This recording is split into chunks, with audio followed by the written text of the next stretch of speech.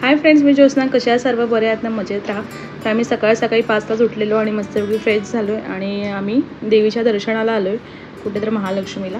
तर इथे आम्ही मस्तपैकी बाहेरच आम्ही गजरा वगैरे सगळा घेतला आहे, हार वगैरे, ओठी वगैरे सगळं बाहेरच घेतलं आहे, कारण आम्हाला माहीत नव्हतं की आतमध्ये दुकानं ओपन झाले असतील की नसतील. मग त्याच्यामुळे बाहेरच आम्ही घेतलं आणि सगळं घेतलं आणि आता आम्ही आतमध्ये चाललो आहे. आणि या काकांकडून ओठी घेतली आम्ही. ते म्हटले की बाहेरच घ्यावा म्हणून त्यांचं ऐकलं आणि तिकडेच आम्ही घेतली. तर चला आमच्याबरोबर, आम्ही सगळी ओठी वगैरे मस्तपैकी गजरा.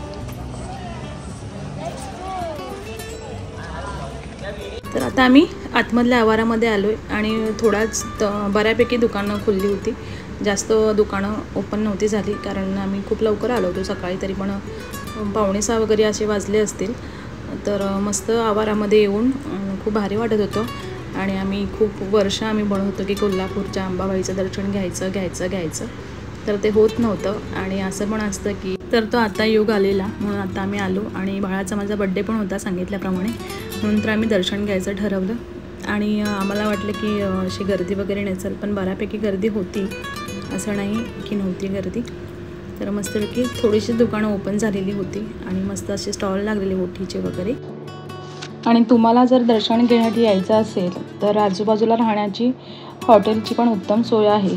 आपापल्या बजेटप्रमाणे तुम्ही रूम घेऊ शकता, जेणेकरून सकाळी काकड आरती तुम्हाला मिळू शकते.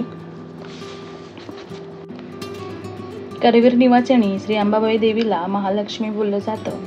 महाराष्ट्रातील 3.5 शक्तिपीठांपैकी एक. कोल्हापुरातील अंबाबाई मंदिर स्थापत्यकलेचा एक अद्भुत नमुना आहे.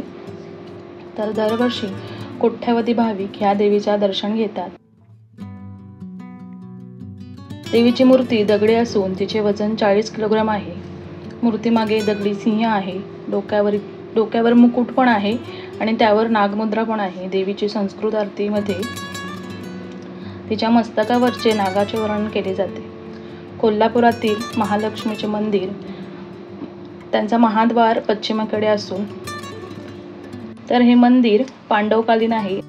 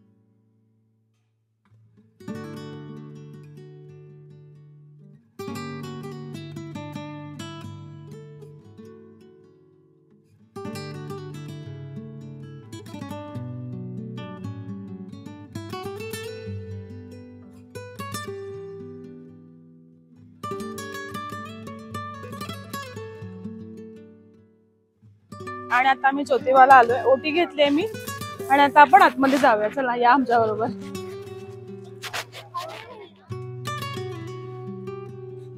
ज्योतिबाला आलोय आणि खूप भारी वाटलं तिथे पण.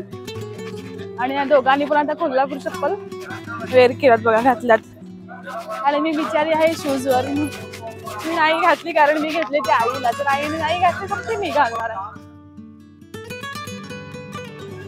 तर आता आम्ही आलो इथे आणि आता मेन गेट आहे आणि आता आम्ही आतमध्ये जातोय. आणि तुम्हाला जर यायचं असं तर एकदम सकाळीच या. सकाळी खूप भारी वाटतं, एकदम छान वाटतं.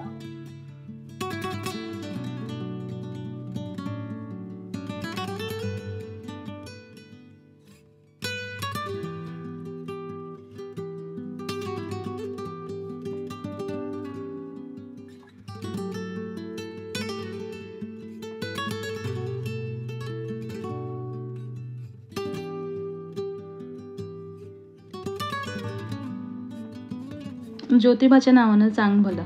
श्री ज्योतिबा म्हणजेच केदारेश्वर, भद्री केदारचं रूप आहे.